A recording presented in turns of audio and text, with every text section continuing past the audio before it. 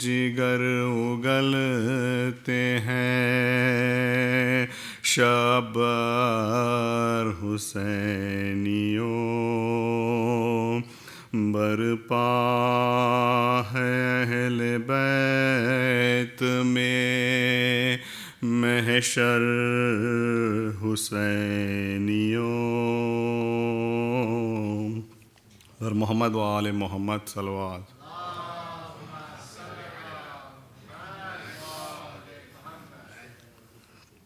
فاتحہ۔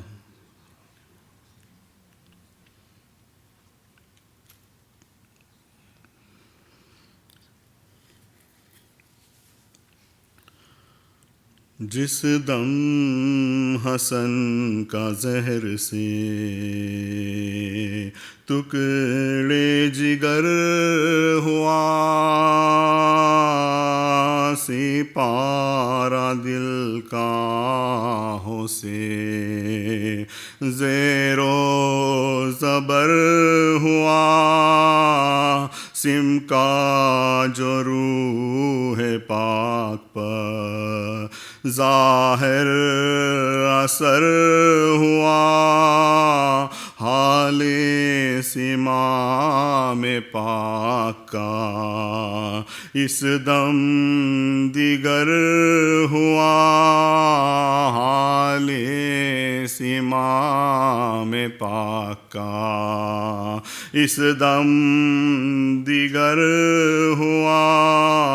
ارے راحت نے فرق اور شکم میں خلل پڑا، کٹ کر کلیجہ تشت کے اندر نکل پڑا، کٹ کر کلیجہ تشت کے اندر نکل پڑا، بستر پہ درد دل سے تڑپنے لگے امام، صدمے سے سبز ہونے لگا روح سرخ فام، چلائے ہاتھ سے یہ کلیجہ کو تھامے تھام، دوڑو بہن کے کام ہمارا ہوا تمام، دوڑو بہن کے کام ہمارا ہوا تمام۔ یہ کہتے کہتے زرد رخ پاک ہو گیا، چلاتے تھے کہ ہائے جگر چاک ہو گیا، چلاتے تھے کہ ہائے جگر چاک ہو گیا۔ یہ کہہ کے زینب نے جلد لا کے رکھا لگا، ہاتھوں سے دل پکڑ کے جھکے سرور انام، آئی جو خیط و کانے جوہر بنا دہان، الماس کھا کے لال اگلنے لگے حسن، رنگ زمرودی کا اثر اب آیا ہوا، معراج کی حدیث کا مطلب آیا ہوا، فرماتے تھے حسن کے بلاؤ حسین کو، تھا دم بدم یہ حکم کے لاؤ حسین کو، بھیا کا حال زار سناؤ حسین کو، ٹکڑے میرا جگر کے دکھاؤ حسین کو، ٹکڑے میرے جگر کے دکھاؤ حسین کو، کہہ دو کہ جلد آئیے رحلت کا وقت ہے، سن جائیے کچھ آ کے وصیت کا وقت ہے، بھیا تمہاری گود میں نکلے گا میرا دم، تم دو گے ہم کو غسل و کفن جب مریں گے ہم، ہوگا تمہارے پاس نہ کوئی بجز علم، قاتل سرہانے ہوئے گا یا خنجر ستم، شبر تو بعد مرگ بھی راحت سے سوئے گا، لاشا تمہارا گھوڑوں سے پامال ہوئے گا، لاشا تمہارا گھوڑوں سے پامال ہوئے گا، جس دم حسن کا زہر سے ٹکڑے جگر ہوا، بر محمد و آل محمد صلی اللہ علیہ وسلم۔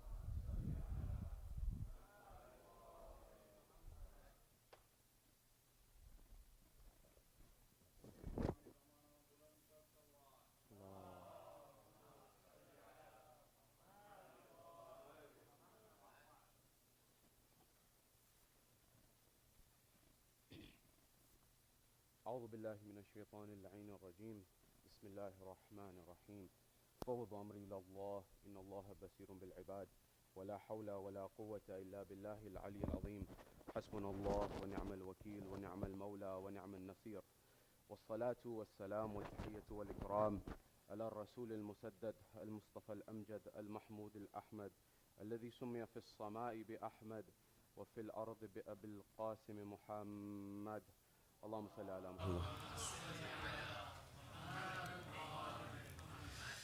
وعلى أهل بيت الطيبين الطاهرين المعصومين المظلومين المنتجبين الذين أذهب الله عنهم الرجس وطهرهم تطهيرا، اللهم صل. وقل رب اشرح لي صدري ويسر لي أمري واحلل عقدة من لساني يفقه قولي، أما بعد، قال الله تبارك وتعالى في كتاب الكريم، بسم الله الرحمن الرحيم، إنا أعطيناك الكوثر، صدق الله العلي العظيم. زينوا مجالسكم بالصلوات على محمد وآل محمد.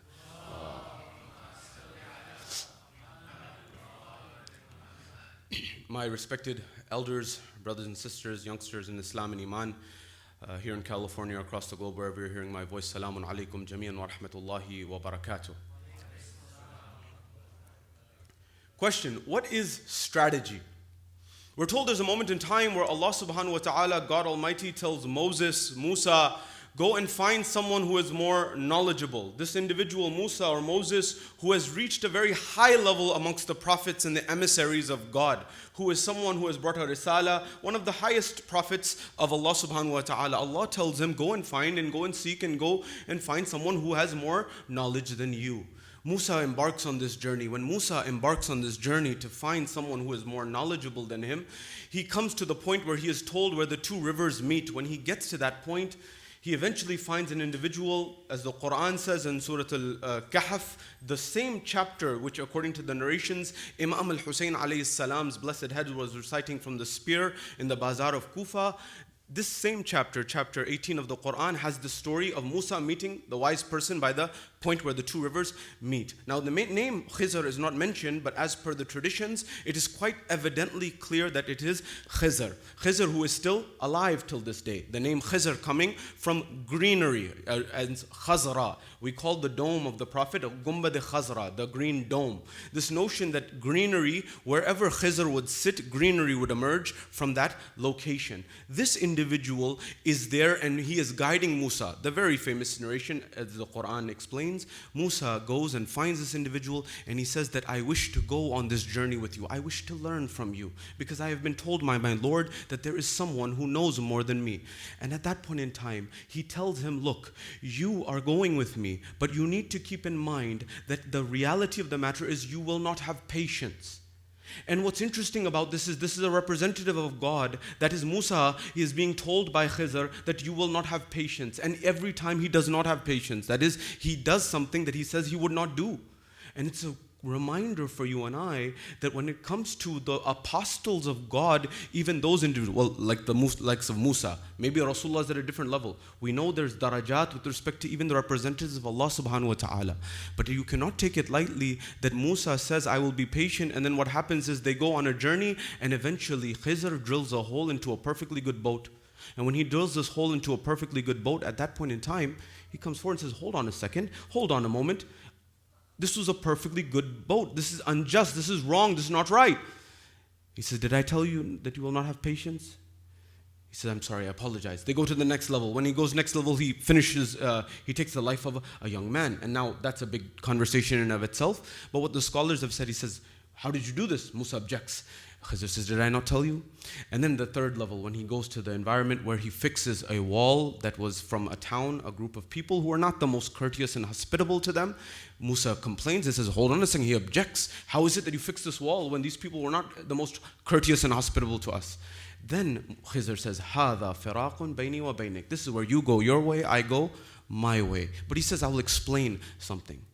Remember, when it comes to the Quran and the story of the likes of Khizr and Musa, there are a lot of parallels between this story and the story of Ayub in the Bible. Ayub, who is known in the Bible as Job, J-O-B, spelt Job but pronounced Job.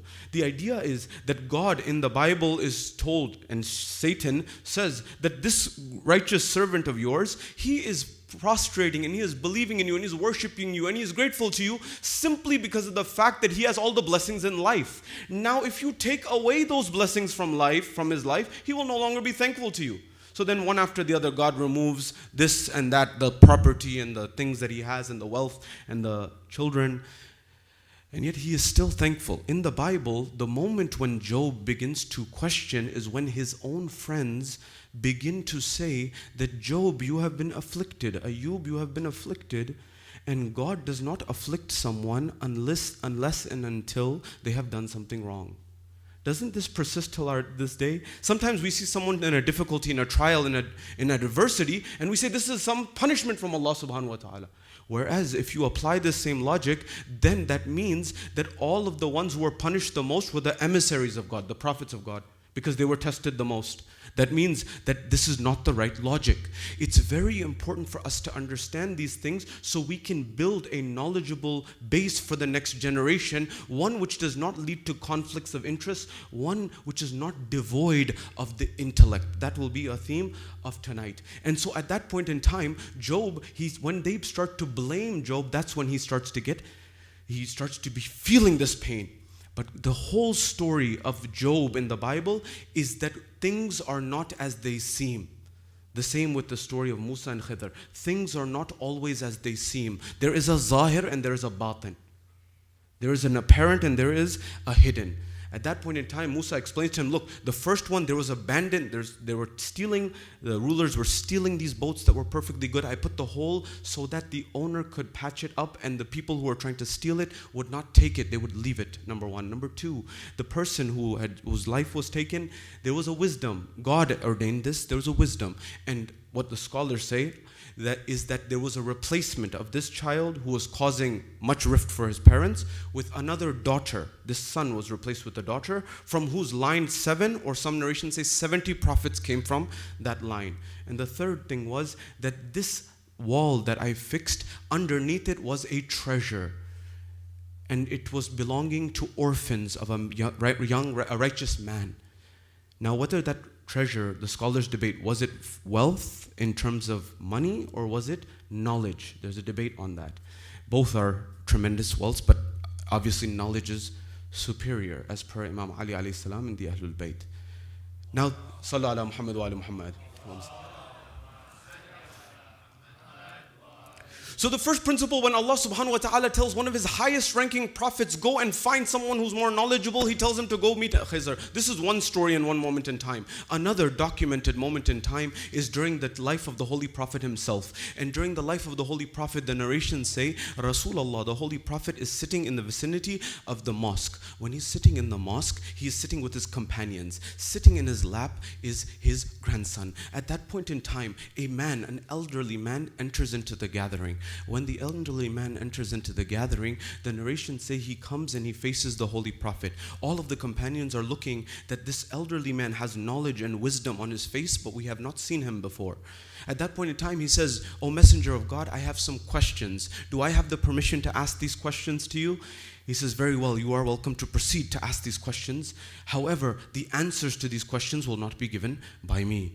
They will rather be given by someone else. At that point in time, all the companions stop and they're wondering, who's the one who's going to give the answers to these questions? The individual proceeds to ask the questions, and he says, the answers to these questions will not be given by me, they will be given by my grandson Hasan al-Mujtaba. And he says, go to the side of the mosque. At that point in time, Imam Hasan is a young boy at that time, and this elderly man is answering. And Rasulullah is continuing the conversation with his companions. On one side in the corner of the mosque is this elderly man who no one has seen before, and he is asking questions to this seemingly young boy. And at that same moment in time, this conversation is ensuing, and the young boy seems to be answering the elderly man, and Rasulullah is continuing this conversation. But sometimes there's a side conversation going on, and when the side conversation is going on, no one's paying attention to the main conversation. It was as if the companions were all sweating. They're like, hold on a second, Ya Rasulullah, you're talking to us, but you've left this elderly man who seems like the most knowledgeable person we've seen, and he's sitting with a young boy, your grandson. At that point in time, the conversation between the companions and Rasulullah continued. When it continued, eventually the young man, the young boy seemingly, and the elderly man, they come back. At that point in time, the elderly man addresses Rasulullah. When he addresses Rasulullah, he comes forward and says, have your questions been asked and answered to your satisfaction? Rasulullah says to this elderly man, he said, yes. Ya Rasulullah, my questions have been answered to my satisfaction. I am happy. He says, very well. He is to depart. He turns around and he begins to leave the mosque. The people are astonished and baffled at that point in time that this young boy has answered the questions of this seemingly great sheikh that nobody has seen before, but the wisdom was speaking on his face. They looked forward and they said, Ya Rasulullah, can you explain who was this individual? What was this conversation? What just happened? At that point in time, the narrations say that Allah's messenger, he looked at his companions and he said that this individual who just came was none other than Khizr alayhi salam. The notion is that when Allah tells Musa to find someone more knowledgeable than him, he tells him to go to Khizr. But when Khizr needs to find someone more knowledgeable than him, he goes to Hasan al-Mujtaba. That's why this notion, Rasulullah is on the record as saying that if intellect was a man, it would have been Hasan al-Mujtaba. Sallu ala Muhammad wa ala Muhammad. Therefore, when we come to the life of Imam Hasan alayhi salam, this great Imam who perhaps we may not have been doing justice to, we need to understand some dimensions of his life so that we can take lesson from his life. This is an Imam who is no less than any other Imam, especially not his brother Imam Hussein or any of the Imams. As the narration say, أولنا Muhammad wa akhiruna Muhammad wa awsatuna Muhammad wa kulluna Muhammad. The first is Muhammad and the last is Muhammad and the middle is Muhammad, and they are all Muhammad.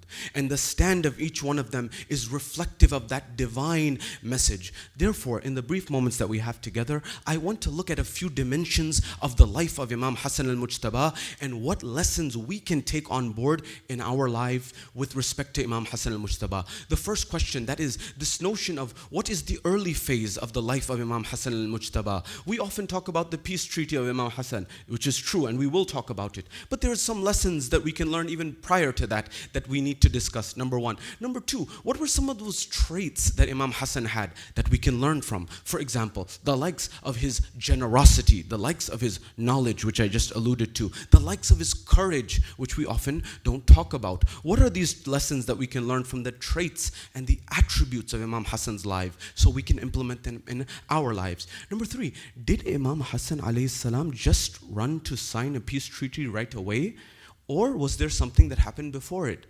Number four, is a peace treaty a sign of weakness or not necessarily so? Is it perhaps even a sign of strength, whether we realize it or not? At the next level, how is it that this individual who was said to by Rasulullah that if knowledge or intellect was a man, it would be Hasan, perhaps the followers of Hasan al-Mujtaba may have deviated from the knowledge of Hasan al-Mujtaba in the 21st century. And how can we realign ourselves to that intellect? And finally, we will conclude with what are the lessons that we need to learn for the next generation to be vibrant, and we'll commemorate the masa'ib and the tragedy of Imam Hasan al-Mujtaba. Wherever you are, here in California or across the globe, from the bottom of your heart, send a salawat on Muhammad wa ali Muhammad.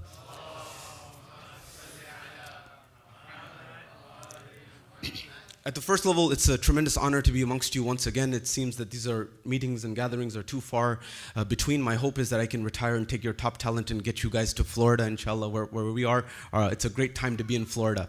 But it's nonetheless, all jokes aside, it's wonderful to see your smiling faces, and inshallah the memory that you have revived here of the Ahlul Bayt, may Allah bless you and your families for this initiative.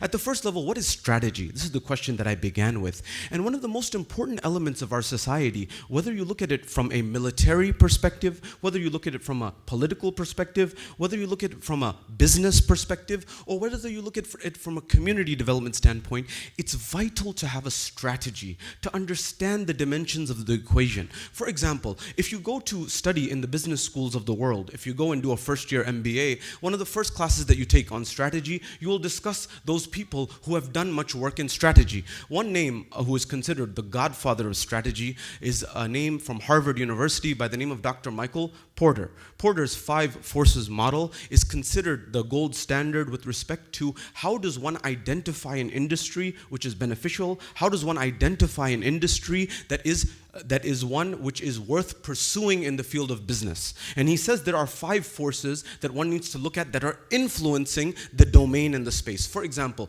the threat of substitutes. How likely is someone to take on a substitute? For example, the bargaining power of suppliers, the likes, these types of things when you look at them. What's interesting is Porter himself was in undergrad, he was an aeronautical engineer. He was someone who came from a very technical background, and he went into strategy and he was able to come with a different way of thinking. This is important. Why? And I'll come to this in a moment. If you read a book which I invite you to read, it's called The Medici Effect.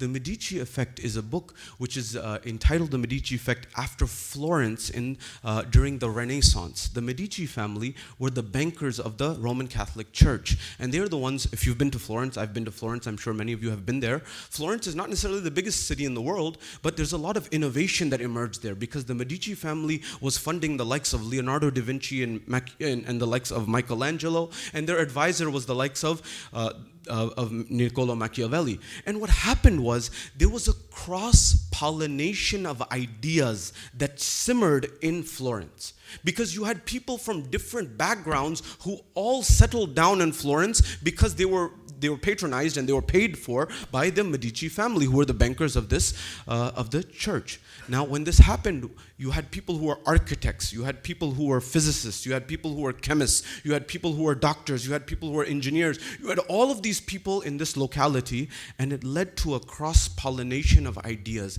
Keep this point in mind. It will come back in the later part of the lecture. Example number 1. Example number 2. I was in the UK and I was lecturing there, and I talked about this notion of cross-pollination of ideas and innovation that emerges from it. And one of the brothers came to me and he says, Sayyid, I have to mention something to you. I said, yes, please do. He said, my sister went to Cambridge University. I'm sure Cambridge does not need any introduction. Harvard, Princeton, Oxford, Cambridge. At that point in time, he said every single night and every evening for supper, for dinner, the people within this individual colleges that comprise Cambridge University, the university is the umbrella organization, the individual colleges, they sum up and create the university, they would all gather and have dinner. And so the person who's a physicist, the person who is a mathematician, the person who's a chemist, and the person who's an artist and a historian and a political science major in economics, they're all sitting at the same table eating and discussing their ideas, which they said is their secret amongst them that has led to the innovation and the Nobel laureates and many of the people that have come out. That cross-pollination of ideas. By the way, if you study the history of World War II, you will find in World War II there were the likes of John Maynard Keynes, who was the economist who led to the policies which economists say got us out of World War II, and the Depression, I should say more correctly. But if you read his background, he had made an association with writers like Virginia Woolf and others to try to create a cross-pollination of ideas. Now remember, the concept I'm talking about is strategy. At that point in time, this cross-pollination gives rise to a different way of thinking. Keep this in mind. When it comes to politics, when it comes to economics, when it comes to business, when it comes to this, there are influences in terms of strategy. So Porter says there are certain things which impact a business model. If you know the forces and who has the advantage, you can pick which industry to go into. For example, he says if you apply the 5 factors model onto the airline industry, as one of the famous commentators and billionaires said, what's the fastest way to go from being a billionaire to a millionaire? He says to buy an airline. The idea is that airlines can be very tricky business, and many people have failed in that regard. And so the economies and the economics of owning an airline have been very challenging, so the margins have not been very good. But when he compares that to, say, the fountain drink industry, he said it's like printing money, the fountain drink industry, in the last 3 decades. And so when you analyze this, you're able to understand these influences. Similarly, in politics, you will find the same example. There's a book I invite you to read. It's called The Trial of Henry Kissinger, written by Christopher Hitchens. And when he wrote this, he said that when you look at the aftermath of what Kissinger did in Vietnam, his words, not mine, he sabotaged his predecessor so that he would win in the next election, become a higher advisor to Nixon. And this was something that was a political strategy, although it cost the lives of many people. For a political movement, this was something that was advantageous to Kissinger as an individual. This was political strategy, for the negative, one may argue. When you come to the world of business and economics, you'll find the same thing. When you come to the world of military strategy, you'll find the same thing. For example, who? I'm not deviating from Hasan al-Mushtabah, but stay with me. Hannibal. Study strategy. When you study strategy, one of the greatest strategists is a Carthaginian general by the name of Hannibal. Hannibal's strategy is studied in some of the greatest military institutions in the world. And Hannibal, on one side, had a small army, and on the other side was the Roman army over 2,000 years ago, this great army. And now he is faced with a dilemma that I have a small force, and on the other side is a very large force. How can I overcome this force? So one of the things that he did was, when it came the day for the battle between his army and the Roman army, which was much greater in number, he aligned his forces in such a way that was different. What he did was, he had his strongest men in the back in a form of a V, if you will. And in the front, he had his weakest men. Now you say, why did he form this in such a way that he has his strongest men in a V shape and he has his weakest men on the front lines? And on the other side, the Romans were in the form of a square or a rectangle with their strongest men at the front. As soon as the battle began, the Roman army, the strongest men, they butchered and they finished off the first line of Hannibal. And they thought they were winning. So they finish off Hannibal's first line. They enter and they finish off. They're thinking they're winning the battle. If you froze the tape at that time, you would think that the Romans have won everything. But what ended up happening was they fell right into Hannibal's strategic trap.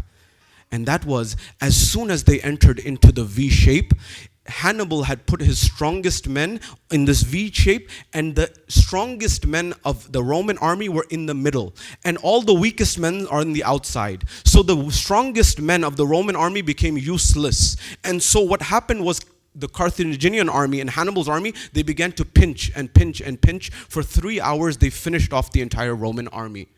This is considered a concept that if you looked at it at point 0, you would think that the Romans have won.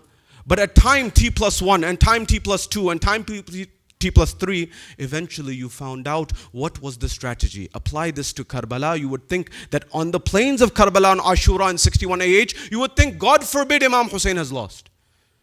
But the bend of history said that Hussein won, and there's no doubt. But if you give credit to Hussein, as we should and as we do, you cannot neglect the credit to Hasan al-Mujtaba.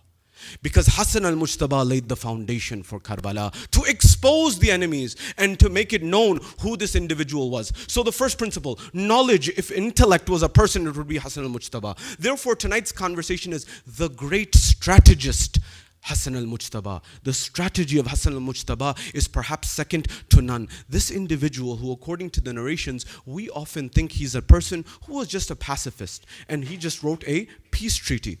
Do you know that if you read a book, a third book that I'm recommending to you, it's called Thomas Jefferson's Quran.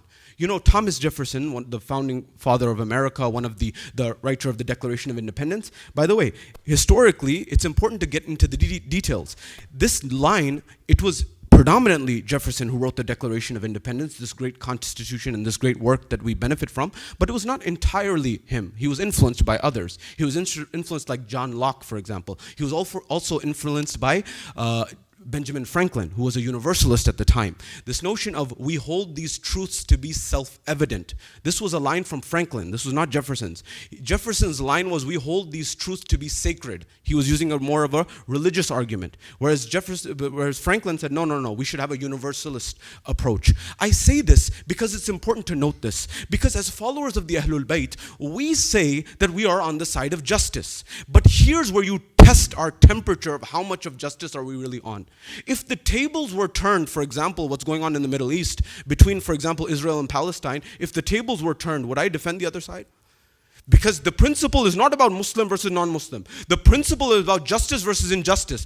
Do you know in the history of Europe that when the people, the Jewish community was banned in the 1400s from living in Portugal, they were exiled. They could not live in Portugal. When they could not live in Spain, they were exiled from Spain. Do you know where they went?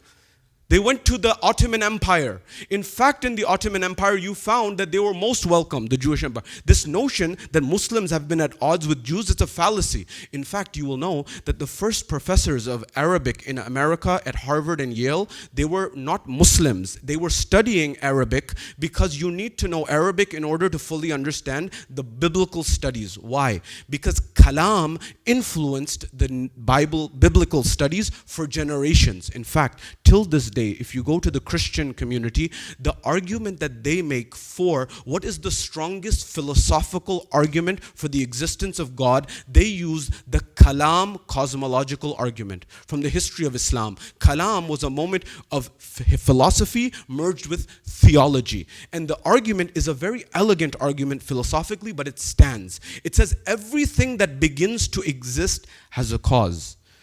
The universe began to exist. Therefore, the universe has a cause. Now, we and the Christians say the originator of the cause was, of course, God. Now, someone may differ and say it's not God, but nonetheless, we say there is a cause. Philosophically, this holds. But you need to know the history and you need to know the background, because if you don't know, if you don't stand on knowledge and intellect, you begin to lose things. I'll give you an example. The Son of God. Have you heard of this notion that Jesus is Son of God? You may have heard of this. Have you heard of this notion, for example, Jesus died for our sins?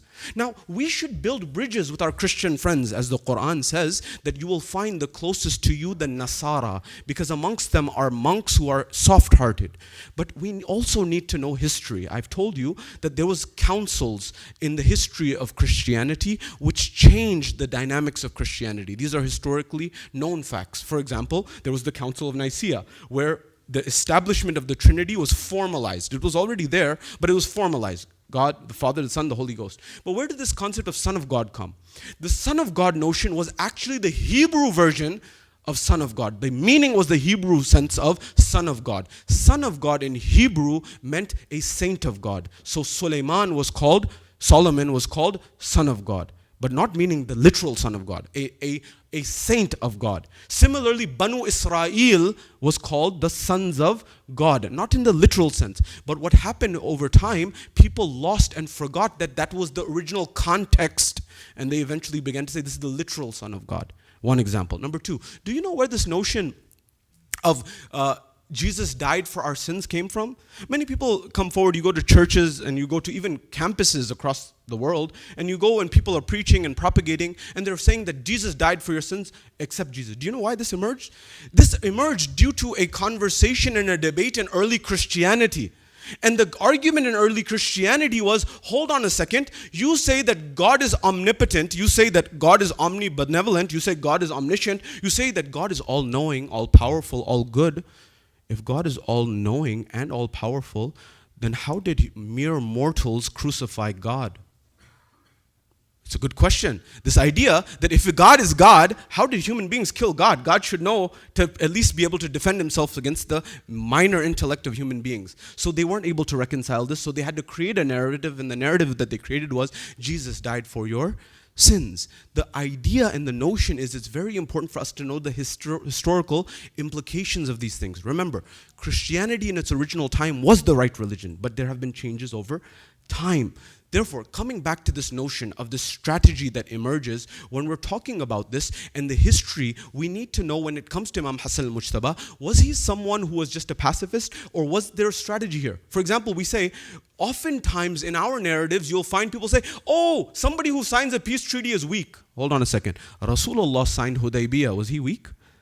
There's something that we need to be careful about. In fact, you will find great leaders in history, the ones who actually care about their people, they always try to get to peaceful reconciliation before war.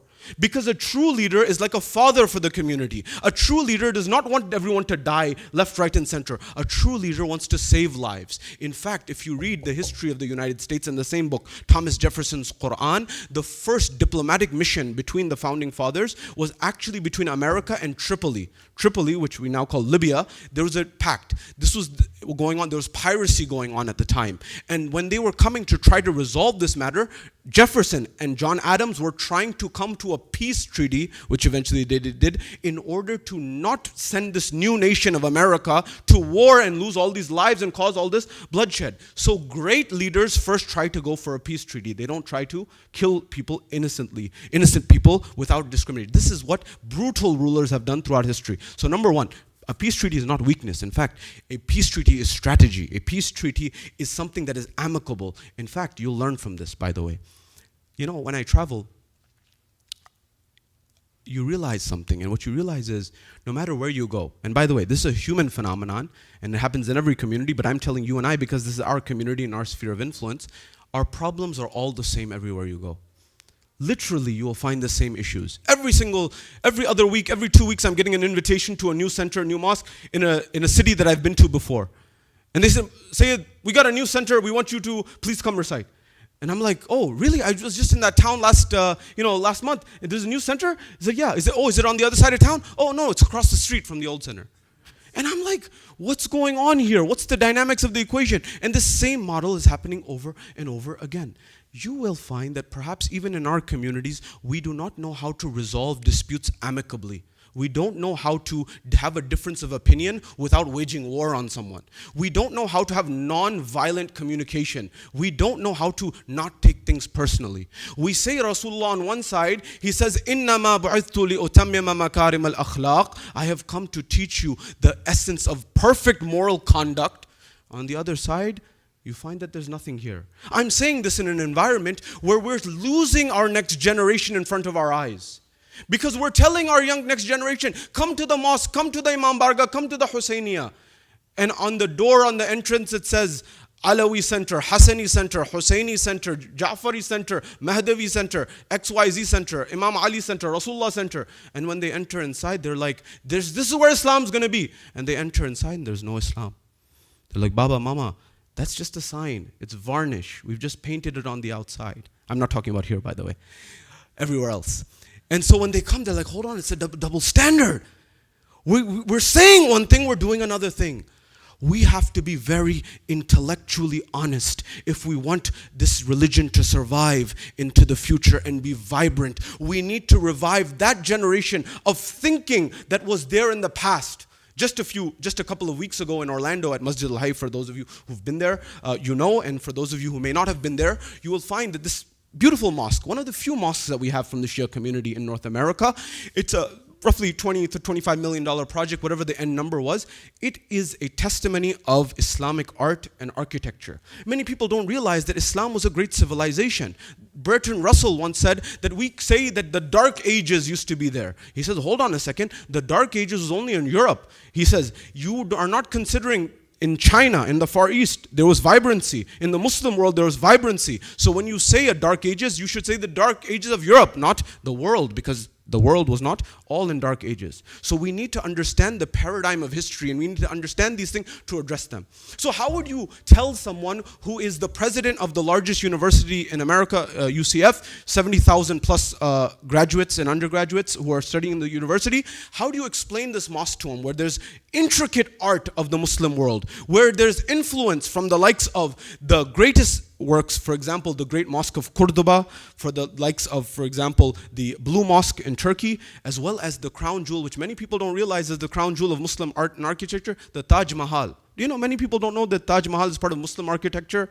They don't realize these things because Muslim civilization has not been read and studied. I mentioned this in front of some members of our community. They said, I never realized that. Maybe we should tell that to those extremists within India, that people who are coming to visit your country and are going to Agra, they're going to see a monument of Muslim civilization in which many people lived together. I'm not saying this to be sectarian. I'm saying this to say that those people are saying that Muslims didn't contribute anything to India over 900 years. And the reality of the matter is, one of the greatest monuments of India, in what is considered one of those 7 wonders of the modern world, was in fact established by the Mughal Empire. Nonetheless, how would you explain this? The way I chose to, which is limited, I'm sure many people here would have a much better one, was that this is a symbol of innovation, because you cannot understand Islamic architecture until and unless you understand Islamic mathematics. You cannot, the mathematics that emerged out of the Islamic world. And when Islam, the likes of algebra, came from the Muslim world, as I've mentioned to you, 800 to 1100 AD was the central civilization of the global community and knowledge was the Muslim empire. Algebra came from this time. Remember, Kitab al-Jabr wal-Muqabal, written by Muhammad al-Khawarizmi. Khawarizmi Latinized is algorithm today that Google runs on. Kitab al-Jabr. Al-Jabr, algebra comes directly from there. In fact, the x that we solve for, 2x equals 3, divide both sides by 2, x equals 2 over 3, this notion. This concept comes from there. And the first book, it had paragraphs in which there were mathematical equations. And it said there, 2 times a thing. They did not have equations, they had paragraphs. 2 times a thing equals, for example, 6. Divides both sides by 2, you get x equals 3. But they didn't have x. The Arabic word for thing, 2 times a thing, was shay, as you know. Shay, when they translated those books from Arabic to Greek, they say we don't have shay. What do we use? They used chi-squared statistics. When they didn't have chi in Latin, they went from Greek to Latin. They said we don't have this in Latin. What do we use? They used the closest thing, which was x. We forget this. In fact, Stephen Johnson in his book argues that the first computer that we know on record came from this part of the world at that time. It was created by the Banu Musa brothers. They created what they called the instrument which plays itself. It played the flute, and it had a cartridge. It was the first hardware software interface that we know on the record. But my question and your question is, that was that time. What happened now? And remember, any civilization that is always looking in the rearview mirror is not looking where? They're not looking ahead. So the realization that we need to have is that we need to look ahead. That was great. We need to revive that life. We need to revive that civilization. But the revival of that civilization should not just be in that civilization. It should be to build the future. Why? Because our world is shifting in a different direction. And if you and I don't keep up with that direction, believe me, we will lose. And we are losing people left, right, and center. Karen Armstrong, who's not a Muslim, but she's written about every major religion. She was asked, for example, one of her famous books is called A History of God, 5,000 Years, Judaism, Christianity, and Islam. In a gathering, she was asked, how will Islam go back to the golden age, the golden era, where Islam was giving the world mathematics and physics and astronomy and all the likes? And she says, it will not happen until you send your best minds to mullah school. Her words, not mine. Isn't it true when you go to some of our elders? I've asked this, you probably know better. You ask some of our elders, especially the ones from the subcontinent. You ask them, why is it that, when it comes to this notion and this idea that what happened? For example, if you go in the 20th century, the last scholar, they say, I'm giving the example of the subcontinent. The last major scholar that we had from the subcontinent who used to recite majalis according to the scholars themselves is Ali Naqi Naqvi, or Naqan Sahib he was known as. And he was at Aligarh Muslim University, and he was also a lecturer. And after that, we have not had tremendous scholarship, especially not on the members in the last several generations. And when you ask elders, they say, their words, not mine, they say that we didn't send our best minds to the seminaries. We didn't send our best minds to become the scholars. So you became a doctor if you could become a doctor, if you could, or an engineer, or something of that nature. And if you couldn't do anything else, you did business. If you couldn't do anything else, this is what you chose. And we are facing the repercussions of this. Why? Today in Pakistan, what's happening in Pakistan is in front of you. 1/3 of the nation, of 220 million plus people, 1/3 of that nation is underwater, literally. People are dying, people are suffering. We have no numbers. The numbers that they have given are totally low projections. We have no idea how many children have died, let alone all the others. And you still have Maulanas and such saying that this is adhab-e-ilahi, this is a curse of God and punishment. There's no one to explain to this Maulana, have you ever heard of global warming? Do you know what global warming is? Do you know the extremes of temperatures that are happening? That global warming doesn't mean that the earth is just getting warmer. It just means extremes of temperatures, that you're getting hotter on one side and colder on one side. Not only that, you're getting more intense rain, you're getting more intense snow, you're getting more intense extremes of temperature, number one. Number two, this is causing many of the scientific elements to occur. This is what has led to one of the arguments of the decline. Avicenna, Ibn Sina, who by the way was Ismaili Shia, and some say he became Ithna Ashari Shia by the way, for up to 400 years ago, not for 400 years, more than 400 years, up to 400 years ago, his book was the main textbook of medicine in medical schools around the world. Al-Qanun fi Tib, which in English was called the Canon of Medicine. He was also talking about the Quran. He was also talking about Islam. He was also writing about Islam. He was also writing about the Quran. The greatest scientific minds were also contributing to the body of Islamic knowledge. We seem to have lost this tradition. And if we want Islam to survive, especially in this part of the world, we need to revive this tradition to the highest level. You may say, how? You already have in your community all of the talent that you need. Here, this is a microcosm of our broader community. You have physicists, you have professors, you have doctors, you have lawyers, you have architects and the like. Go down the list. Why do we not benefit and become a learning community? Have TED Talks, learn from all of these things. So we become a learning community locally, then at the state level, national level, and beyond. So we benefit from these things. Now come to the life of Imam Hasan al-Mujtaba. Imam Hasan al-Mujtaba, people say, oh, he was just someone who wanted to sign a peace treaty and he was not courageous like his brother. Was he not courageous? Who was the first in all of the battles? In Siffin, Jamal, Nahrawan.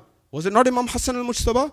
In fact, Imam Ali had Imam Hasan leading the battalions. In fact, in one moment, Imam Ali told his other son, Muhammad Hanafiya, go and advance in the middle of the battle.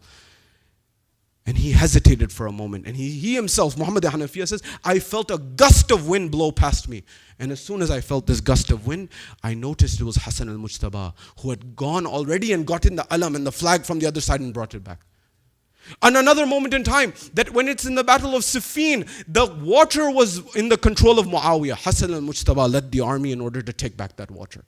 When we say Hasan was just someone who was pacifist, do you know that after Imam Ali alayhi salam leaves this world in the 40th year of Hijrah, 40 AH, when he leaves in the 21st of Ramadan, everyone begins to do bay'ah in Kufa, in Basra, in every major city. Everyone does bay'ah to Imam Hasan. When everyone does bay'ah, we say that, oh, what will happen? Only the people of Levant, of Sham, did bay'ah to Muawiyah. When they did bay'ah to Muawiyah at that point in time, everyone else had already accepted Imam Hasan. So now is when the politics of Muawiyah began. So Muawiyah started sending letter after letter. And Imam Hasan said, it seems that you are wanting war, because Imam Hasan was ready. At that point in time, Muawiyah starts to assemble and Imam Hasan begin to assemble armies. Now Muawiyah is trying to intimidate Imam Hasan so as to push him away. So the narrative says, the narration says 70,000 people from Sham, from Levant, from Damascus were assembled in the army of Muawiyah. On the other side, Imam Hasan alayhi salam was able to gather 40,000. Now remember, the people of Mecca and Medina, the Muslim world has already gone through 3 civil wars. There are Muslims on both sides, Siffin, Jamal, Nahrawan. The people were not excited about fighting. They didn't want to fight. They were saying, we've already lost so many people. So it's very difficult for Imam Hasan to get these people, but he got the 40,000. When he got the 40,000, he set up 2 camps. One at Maskan, one at Madain. And he sent one battalion of 4,000 people under one general. He said, I want you to go and lead a battalion of 4,000 to go towards Sham to intercept the army of Muawiyah. But it was a proxy. You know, in our world, we have cold wars, hot war, cold war. You have policy wars. You have active wars. You have proxy wars. What's going on right now, for example, in Ukraine and Russia is proxy. There's some other players behind the scenes, which you and I may not be able to see, or many of them see it very evidently, because people don't want the battle to be on their own land. They want it to be on someone else's territory. So nonetheless, this was going on at the time. So Imam Hasan sent this person, and he said, look, I am sending these 4,000 people under your leadership to go towards Muawiyah, but he says, stay loyal. It was as if Imam Hasan was foreshadowing, because this 4,000 battalion was a microcosm, and this general was a microcosm of the entire army. And so, as Imam Hasan had foretold and alluded to, this commander got bought out. When this commander got bought out, those 4,000 joined the movement of Muawiyah. When they joined the movement of Muawiyah and the news reached the Muslim army in Imam Hasan's side, when the news reached, they said, this has happened. Then Imam Hasan said, look, I am ready to fight. I am ready to go to battle. Are you ready to go to battle? Are you ready to fight? At that point in time, when this happened, Imam Hasan went into his tent. When Imam Hasan goes into his tent, the narrations say the Muslims begin to fight amongst themselves. How little has changed in 1400 years. They began to argue to the point in time where the narrations say when this occurred, when this happened, they even went and ransacked the tent where Imam Hasan himself was, to the point that the narrations say that some of the bandits took a dagger and they stabbed Imam Hasan in the leg, in his thigh, up until the point that the knife reached the bone. And Imam Hasan was injured. Imam Hussein came to his aid, removed the dagger, and he cleansed off, and they cleaned him, and they protected Imam Hasan. Principle, Imam Hasan was ready to go to war. The people did not support Imam Hasan. Second principle that we learned today. Third principle, when it came finally to the time to write the peace treaty, it was as if Imam Hasan was exposing Muawiyah on the other side. Because the tenets of what he was writing made it very clear. He says, number one, with respect to this, he says, Muawiyah will stop the cursing of Ali ibn Abi Talib from the Friday sermon. Number two, you will stop the butchering and the killing of the followers of Imam Ali alayhi salam, the Shia of Ali alayhi salam. You will give a certain amount of money for the widows, for the orphans, for the people who have been martyred, their families in the battles of Siffin, Jamal, Nahrawan from the Shia side, to look after their families. And the fourth thing is you will make sure that after you, no one is given the Khilafah. That is, it was supposed to come back to Ahlul Bayt. It was supposed to come back to Imam Hussein alayhi salam and the likes. In fact, there was some other elements of the treaty that we often don't know or don't mention. Do you know that one of the tenets of the treaty was that his testimony, Muawiyah's testimony, will not be accepted? Imagine, you are the Khalifa of the Muslim world and your testimony is not to be accepted. This is how the Imam exposed. And all of this happened, but it was clear that no one was willing to, Muawiyah was not willing to accept any of these tenets. In fact, when the letter reached him, at that point in time, the narration says right away, he put it under his feet and he crushed it. And he had no. But remember, the Sulh, we say Sulh of Hasan, it's actually the Sulh of Hasanain. Why? Because when Imam Hasan alayhi salam left this world, for 10 years Imam Hussein alayhi salam abided by the peace treaty because Muawiyah is still in power. It was not until Muawiyah left this world and then he appointed his son Yazid that Imam Hussein stood up and rose. So the strategy of Imam Hasan was to expose the tyranny, to expose the dynamics of what was going on that side, number one. Number two, the traits. What are the traits very quickly? The generosity of Imam Hasan Mujtaba, the knowledge of Imam Hasan Mujtaba, the courage. We mentioned the courage, but the generosity. The narrations say there are 4 types of individuals with respect to generosity. By the way, this is the key to giving. This is the key to life. The key to living is perhaps giving. And giving doesn't always only mean financially, although that's one aspect. It can be your knowledge, it can be your time, it can be your affection. I say this in an environment where we realize that there is epigenetics at play. You know, if we are really going to create vibrant communities, we need to have honest, rigorous conversations. For example, I was in a community. Today you ask many young people on the issue of cannabis. Can I use it? Should I not use it? Should I use it? And you will find these young people, may Allah bless them, they are just as smart, if not smarter, than their parents. Why wouldn't they be? They have the same genes and they've been taught by their parents. So they're very smart. They're saying, number one, it's becoming legal in every other state. So the legality issue is not an issue, number one. Number two, many people say that they become more creative. Many people say that there's no harm. Many people say this, that, and the other. And what about alcohol? And they have some pretty good, I don't even know the half of it. They'll spin you in circles when you have these debates with them.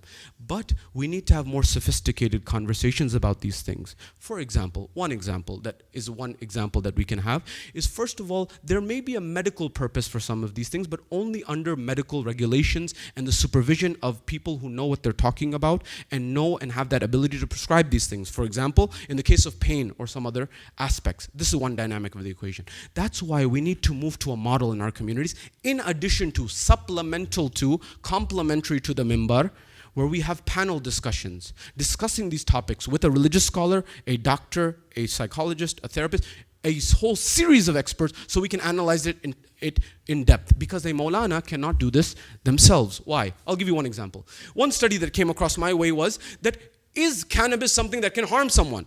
And some people say no.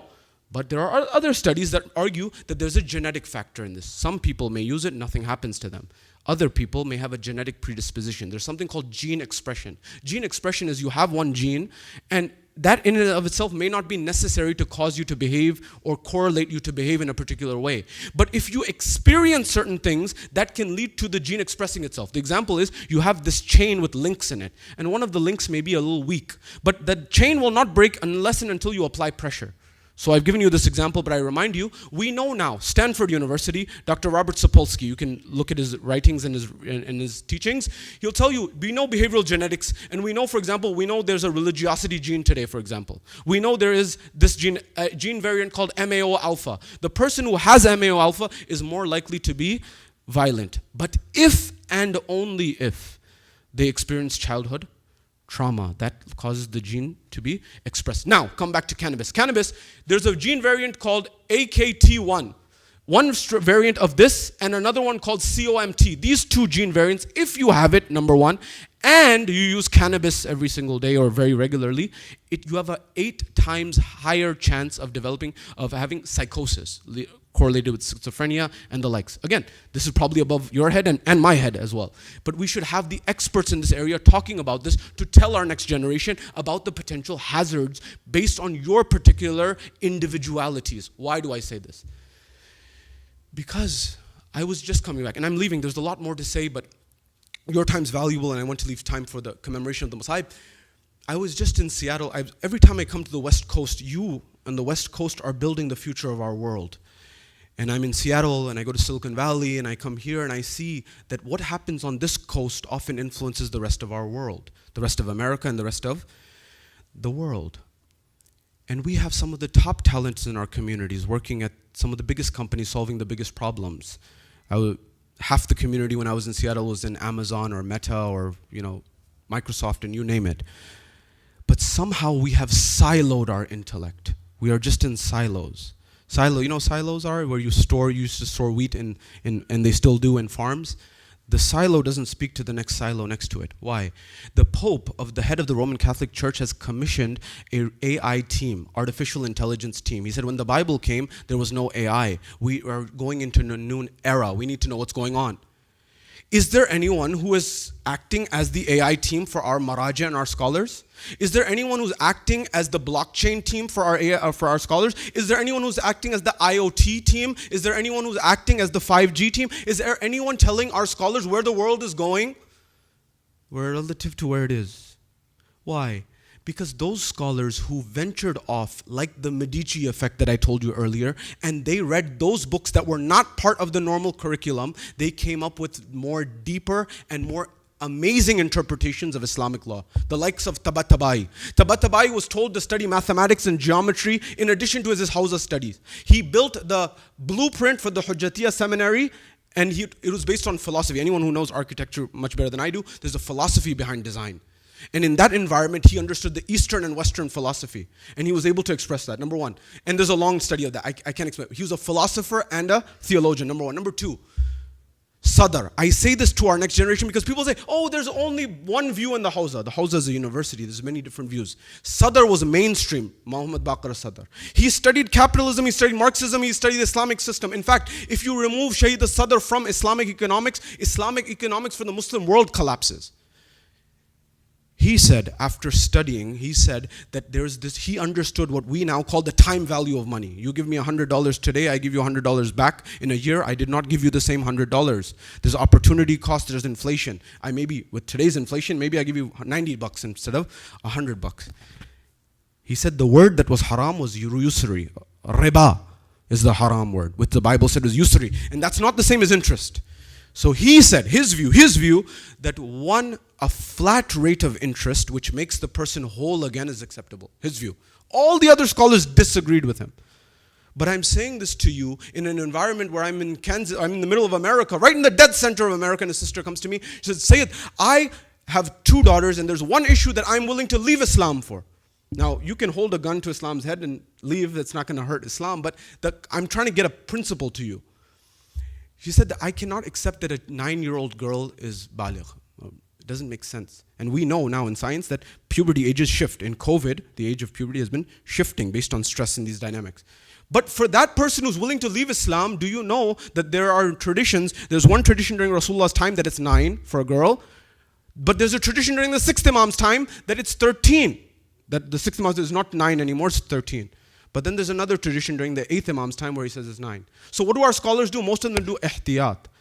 But there are other scholars who have said the age is no longer 9, it's 13, within our school of thought.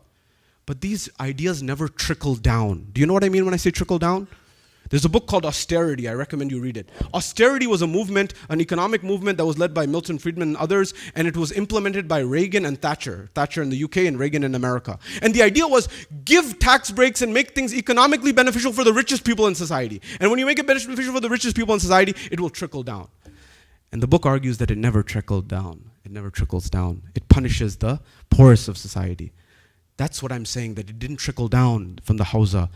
Our next generation, we need to answer. So when I discuss this one thing, one example of not using silos and using your intellect that you're using at work and applying it to our mosques, our Husseini Imam Barga. I was giving a khutbah in Florida and I mentioned this. Use that and merge the two worlds. One of the brothers, we had a conversation afterwards at Jummah. He said, why don't we? We know there's an issue that many of our young people are not paying khums. They're not paying khums does not mean they're not doing charity. They're taking that money and they want to oversee it and make sure it gets to the person that deserves it. So there's a credibility, transparency issue from this vantage point. If you ask the people over there, they'll say, we're not interested in marketing. 2 different worldviews. You can argue till the cows come home, who's right, who's wrong. But what if we created a blockchain for khums and zakat? It would solve a tremendous problem of transparency, authenticity, and many other issues that both sides should be happy with. So that if a flood and a disaster happens in Pakistan, we're not reactive, we're proactive, and we have the funds already able to disseminate. This is the world that we need to go to. Do not live in silos, merge the intellect. Imam Hasan al-Mujtaba, I'm leaving everything. Imam Hasan al-Mujtaba, the narrations say that he was poisoned by his own wife, Ju'ada bin Ashas. She came and she said, she was told by Muawiyah, I will let you marry my son if you do this, if you poison this man, Imam. But subhanallah, they tried to plot and Allah plots. She did not get anything. The same way Umar ibn Sa'ad wanted a Rai and Tehran. At that point in time, Imam Hussein said, you will not get it. In this world, you will not get this world, you will not not get the next world. The same thing happened with Ju'ada. At that point in time, she poisoned Imam Hasan. When she poisoned Imam Hasan, the narrations say that the pieces and the particles of the liver of Imam Hasan al-Mujtaba, they began to come out, and he began to spew them out. When he began to spew out the pieces of his liver, the Ahlul Bayt were there, Imam Hussein was there, Bibi Zainab was there. They were seeing the pieces of the body of Imam Hasan al-Mujtaba. They were coming out. Imam Hussein began to cry. The narrations say Imam Hasan says to his younger brother, he says, "Oh Hussein, don't cry," because he says, "La yawmuka yawmuka ya Aba Abdillah." He says, "Oh my brother Hussein, there is no day like your day," alluding to Karbala. At that point in time, Imam Hasan's body, his soul departs from his body. When his soul departs from his body, they give ghusl and they give kafan to Imam Hasan al-Mujtaba. They want to go and bury him next to his grandfather Rasulullah. When they want to go and bury him next to his grandfather Rasulullah, the enemy on the other side, they begin to shoot arrows onto the body of Imam Hasan al-Mujtaba. They did not let Imam Hasan be buried next to his grandfather. They made the arrangements once again, and they went to bury Imam Hasan al-Mujtaba in Jannatul Baqi. The poet says, "पैकां बरस रहे हैं ताबूत पर हसन के, उम्मत मिटा रही है आसार पंजतन के." आज़ादारों, दो जुमले सुन लीजिए. कहते हैं कि इमाम हसन मुज्तबा को नाना के बाजू दफन नहीं किया गया और इमाम हसन जन्नतुल बकी में दफन हुए, मगर सलाम हो, हजार सलाम हो आप पर इमाम हसन अल मुज्तबा. आपको गुस्ल भी मिला, आपको कफन भी मिला, मगर आइए करबला में आपका लख्ते जिगर कासिम इब्न अल हसन, ये मैदान करबला में है. घोड़े इस तरफ हैं और घोड़े उस तरफ हैं, इधर के घोड़े उधर चले, उधर के घोड़े इधर चले. कासिम पामाले सुमे असफा हो गए. ऐ हसन मुज्तबा, आइए करबला में भाई हुसैन आ रहा है. कहा, बेटा कासिम मुआफ करना, मुझे देर हो गई. अला लानतुल्लाहि अलल क़ौमिल ज़ालिमीन व सयअलमुल लज़ीना ज़लमू अय्युम मुनक़लिबिन यन्क़लिबून. मातम या हुसैन, या हुसैन, या हुसैन, या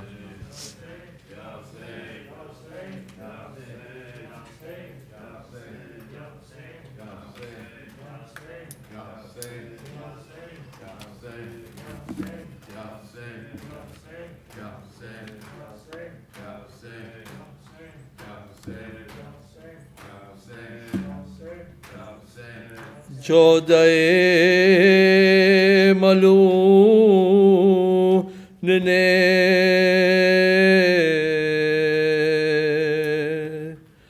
زہر حلال دیا, زہر سے مارا گیا.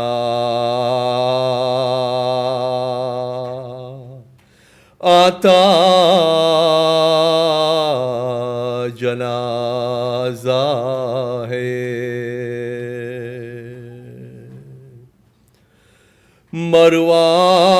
مروان ملعون نے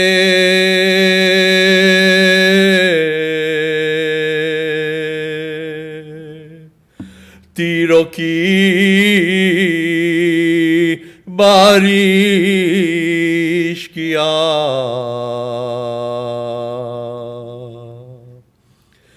تیروں سے چیرا گیا.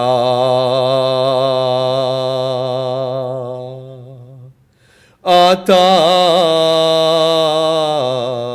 جنازہ ہے یہ. فوج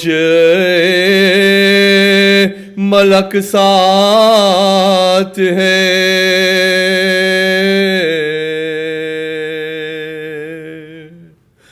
سر کھلے جبریل ہے.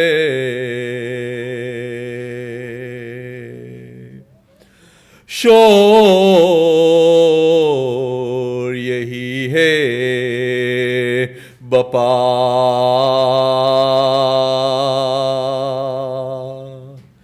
آتا جنازہ ہے فاطمہ فردوس سے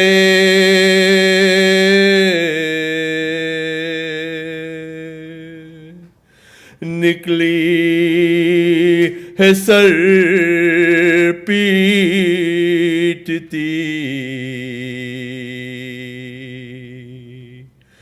کہتی ہوئی اہل عزا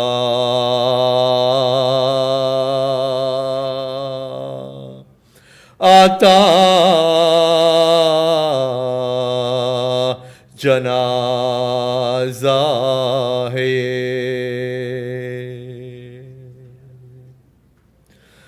شور ہے محشر بپا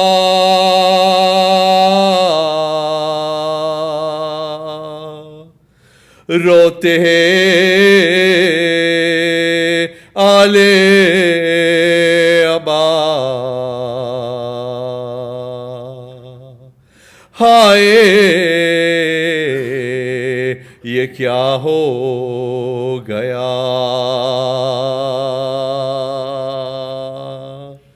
آتا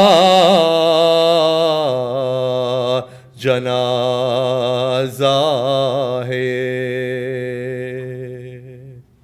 حسن مسموم کا آتا جنازہ ہے حسن مسموم کا آتا جنازہ ہے پیٹو سر لے عزا آتا جنازہ ہے حسن مسموم کا آتا جنازہ ہے حسن مسموم کا آتا جنازہ ہے یہ پیٹو سر لے عزا زینب مغموم بھی روتی ہے سر پیٹتی ماتم و گل ہے باپا آتا جنازہ ہے یہ مسموم کا آتا جنازہ ہے یہ حسن مسموم کا آتا جنازہ ہے یہ پیٹو سر لے عزا آتا جنازہ ہے الفاتحہ مع الصلوات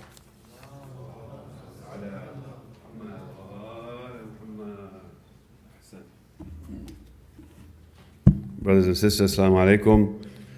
We're approaching time of namaz, so I'll make a couple of quick announcements, inshallah. We'd like to, we recited Surah Yasin earlier today, and we'd like to remember a few people from our marhumeen that we can today. So if we can please remember the marhumeen of all of our families, but specifically and in particular, marhum Mushtaq Premji, marhuma Shaheen Haji, marhum Firoz Merchant, marhum Ghulam Ali Qasim Somji, and all the members of the Somji families, the Premji family, and the Merchant family, and all the marhumeen from all our families. Surah Mubarakatil Fatiha.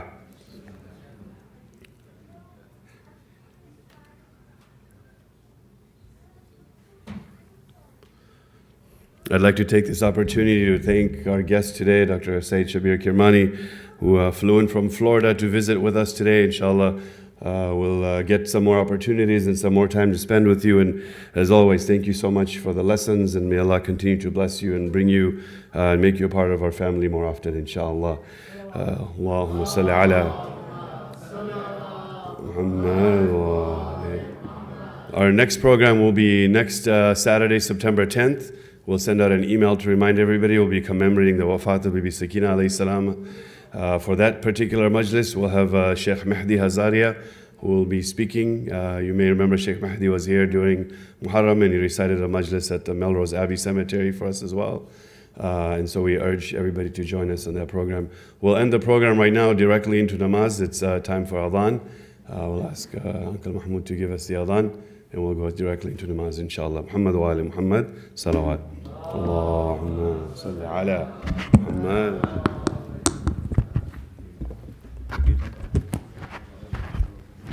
أعوذ بالله من الشيطان الرجيم. بسم الله الرحمن الرحيم. إن الله وملائكته يصلون على النبي يا أيها الذين آمنوا صلوا عليه وسلموا تسليما. اللهم صل على محمد وآله.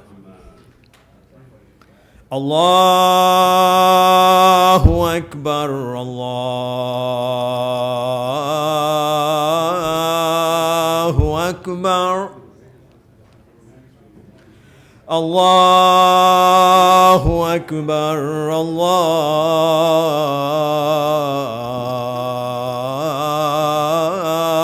الله أكبر. أشهد أن لا إله إلا الله. أشهد أن لا إله إلا الله. أشهد أن محمدًا رسول الله. اللهم صل على. أشهد أن محمدًا رسول الله. صلوات الله. أشهد أن أمير المؤمنين عليًا ولي الله. أشهد أن أمير المؤمنين عليًا حجة الله. صلوات الله. هيا على الصلاة. هيا على الصلاة.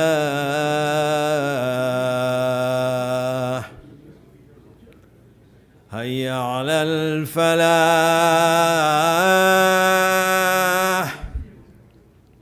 هيا على الفلاح.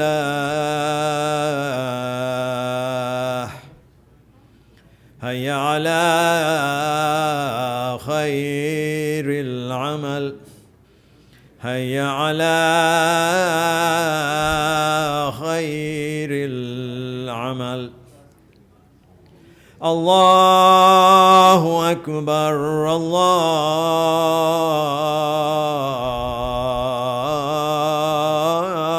الله أكبر. لا إله إلا الله. لا إله إلا الله. إن الله وملائكته يصلون على النبي يا أيها الذين آمنوا صلوا عليه وسلموا تسليما.